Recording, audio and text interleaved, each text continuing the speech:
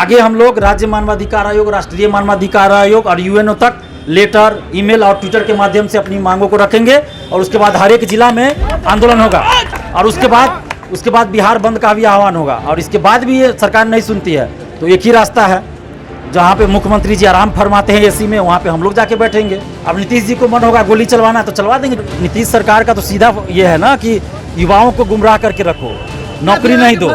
देखिए ये तो बड़े दुर्भाग्य की बात है ना कि चुनाव के समय युवा शब्द इस्तेमाल हो जाता है, युवा शब्द, लेकिन वही युवा के जो मुद्दे हैं उन मुद्दों को जो है ये लोग लागू नहीं करते हैं और नहीं उठाते हैं। इन सब मुद्दों को लेकर सदन में आवाज़ उठाई जानी चाहिए था। विपक्षी नेताओं को चाहिए था कि वो ट्विटर या सोशल साइट जो भी है उसके जरिए करते, प्रेस कॉन्फ्रेंस करते।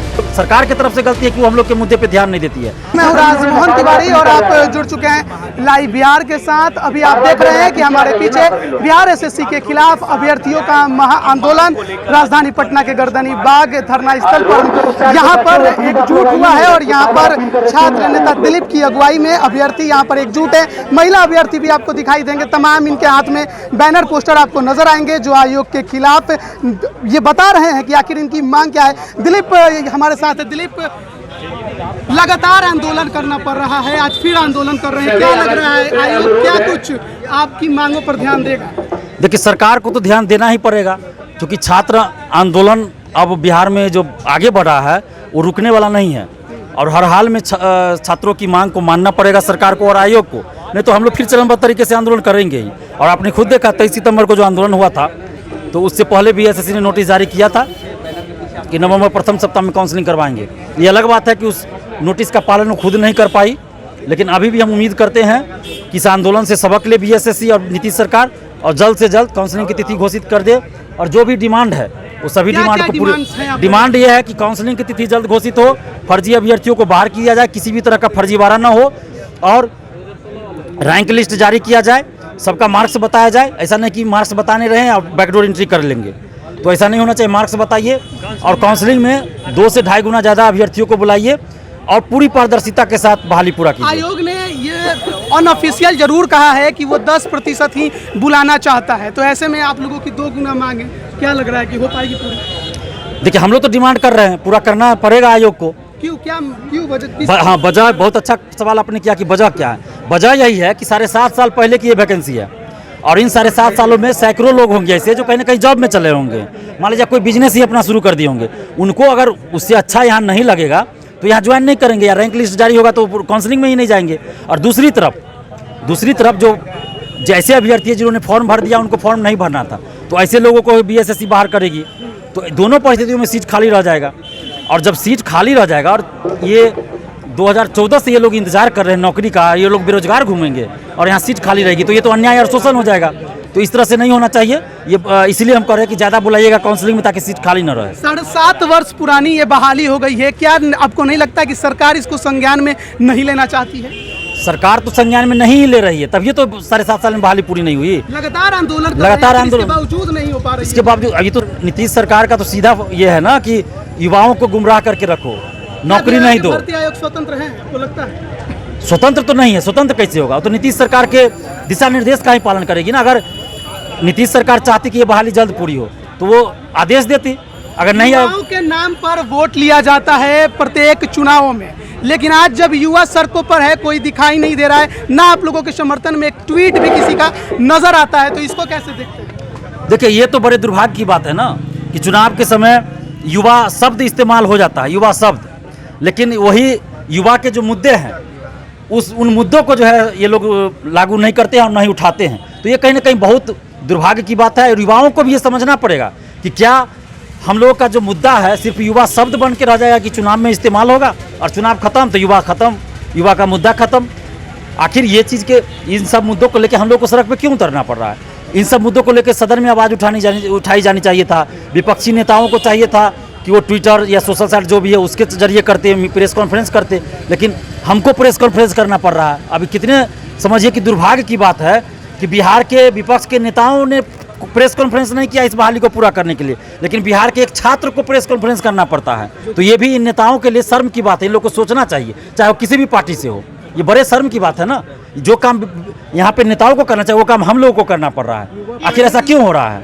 तो कहीं ना कहीं ये लोग युवाओं को बरगला के रखना चाहते हैं और इन लोग का मकसद है कि युवाओं को गुमराह करके रखो और वोट बैंक की सिर्फ राजनीति करना है और युवाओं के मुद्दे से कोई लेना देना नहीं है। अन्यथा बिहार में 7.5 साल बाद भी वैकेंसी पूरी नहीं होगी। विधानसभा चुनाव हो गया 2 बार, अब ये पूरा नहीं होगा बहाली, ऐसा हो सकता है क्या? उपचुनाव हो गया 6 महीना के अंदर, सीट खाली नहीं रहा, 6 महीना में भर गया और ये वैकेंसी पूरा नहीं हो सकता है 7.5 साल में। लेकिन यहाँ के नेताओं की जो मंशा है वो मंशा ही गलत है। कई बार इसको लेकर आप जेल भी जा चुके हैं, इस मांगों को लेकर कई बार आप लोगों ने आंदोलन किया, लेकिन उसके बावजूद भी सरकार आखिर मानने को क्यों नहीं तैयार है? आखिर क्या आप लोग की तरफ से कमी है या सरकार की तरफ से कमियां दिखती हैं? देखिए, कमी तो सरकार की तरफ से है, हम लोग के तरफ से कमी नहीं है। हम लोग जो है सड़क पर उतर के आंदोलन कर रहे हैं, न्याय की मांग कर रहे हैं और हम लोग ऐसा भी नहीं कि हिंसा कर रहे हैं जो कोई मौका सरकार को मिले कि ये लोग तो उपद्रवी है। हम लोग शांतिपूर्वक आंदोलन कर रहे हैं और भी देखिए आज परमिशन लेके कर रहे हैं, तो हम लोग तो कुछ गलत नहीं कर रहे हैं ना, हम लोग तो सही मांग ही कर रहे हैं, सही मांग के लिए आंदोलन कर रहे हैं। तो हम लोग सरकार की तरफ से गलती है कि वो हम लोग के मुद्दे पे ध्यान नहीं देती है। और क्या गलत हम लोग मान रहे हैं? कुछ भी तो हम लोग गलत नहीं मांग रहे हैं। आश्वासन क्या मिला अभी तक? अभी तक कोई आश्वासन नहीं मिला है। और पिछला बार जो आंदोलन हुआ था 23 सितंबर को, तो उसमें एक नोटिस जारी हुआ था उससे पहले कि नवंबर प्रथम सप्ताह में काउंसलिंग शुरू होगी, लेकिन आज तो 15 नवंबर है, अभी तक तो डेट भी नहीं आया है। तो ये तो नोटिस का भी बात नहीं मनाते हैं। क्या आयोग जाने का भी कोई निर्णय है?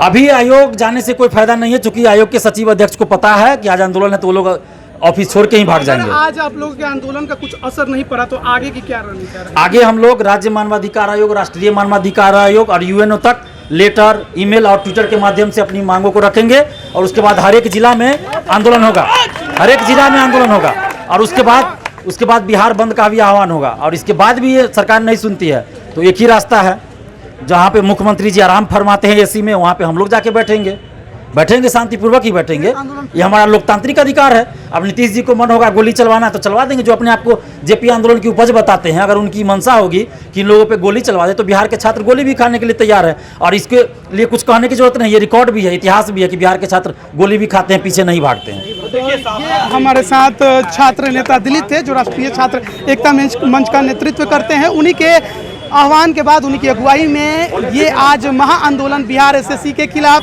बिहार सरकार के खिलाफ राजधानी पटना के गर्दनी बाग में आयोजित की गई। और इस आंदोलन का क्या असर होगा, क्या इनकी मांगे, जो प्रमुख मांगे हैं उनको आपको सुनना होगा। सबसे पहला, काउंसलिंग कराई जाए जल्द से जल्द, इस संबंध में तीती जारी की जाए। काउंसलिंग में जो अवैध अभ्यर्थी हैं, जो 2016 में अवैध तरीके से इस परीक्षा में फॉर्म भरे, परीक्षा में शामिल हुए, परीक्षा पास किए, उन्हें निकाला जाए। 2.5 गुना अभ्यर्थियों को काउंसलिंग में बुलाया जाए, रैंक लिस्ट जल्द से जल्द जारी की जाए और आयोग अपने वादे को पूरा करे। हालांकि उसकी डेडलाइन नवंबर प्रथम सप्ताह में काउंसलिंग कराने की थी, वो पूरी नहीं हुई है। ऐसे में अभ्यर्थियों की मांग है कि दिसंबर के प्रथम सप्ताह तक तमाम प्रक्रियाएं पूरी करके अभ्यर्थियों के हाथों में नियुक्ति पत्र आयोग दे। लेकिन क्या आयोग इनकी मांगों को मांगेगा, ये देखने वाली बात होगी। लगातार ये अभ्यर्थी आंदोलन कर रहे हैं, लेकिन आयोग इनके आंदोलनों को देखती है, उनके दबाव में छोटे मोटे काम जरूर करती है, लेकिन बहाली 7.5 वर्ष पूरी होने के बाद भी पूरी नहीं कर रही है। ये अपने आप में विश्व रिकॉर्ड कायम होते जा रहा है। शायद गिनीज बुक में भी इसका नाम जाना चाहिए कि लगभग 8 वर्ष पूरा होने जा रहा है, लेकिन ये बहाली अभी तक पूरी नहीं हो पा रही है। और केवल इस बहाली के नाम पर आंदोलन, अभ्यर्थी सड़क पर उतर रहे हैं। बिहार में बेरोजगारी है, लेकिन बहाली पूरी नहीं हो रही है। आप बने रहिए लाइव बिहार के साथ। आप सभी का बहुत बहुत धन्यवाद। लाइव बिहार यूट्यूब पर सब्सक्राइब और फेसबुक पर लाइक जरूर करें।